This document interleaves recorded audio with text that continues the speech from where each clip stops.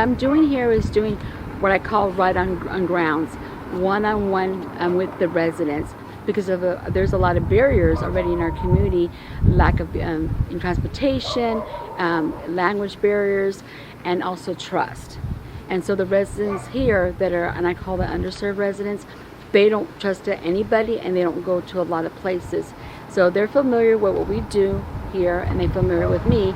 So right now, as you see and you're witnessing, they're coming out and they're stopping and they're welcoming us into their homes and being honest and truthful of what their needs are. Yeah. Okay, so what I'm going to suggest, okay, when did he take this meat out? Yeah, I was going to tell him that. Let's take everything out and we're going to supply groceries. Most of the people that we help are actually our field workers.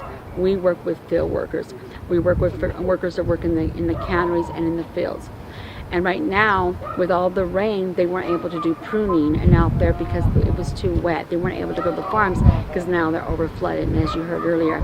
So they were ready before the flood. They're already living very hard and very, and they don't have, they're worried about where their funding is. The houses as it is already are not in living conditions that they were living in, but they don't say anything because they're afraid that their rights will be violated. So they don't say anything. These are our quiet people in Planada. They depend on me as an advocate to advocate, and that's what I've been doing with them. That night, we found out, but I found out from my niece, and she's the one that told me. So as soon as I found out about that, we came straight over here. So I parked right on top of the sidewalk so I can get him out of the house. It's hard. It's hard. It's hard for us to see him like this.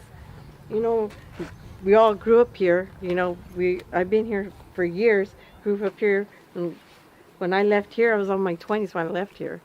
So, it's hard to see something like this. Where, a little town like this, you grew up, it's hard.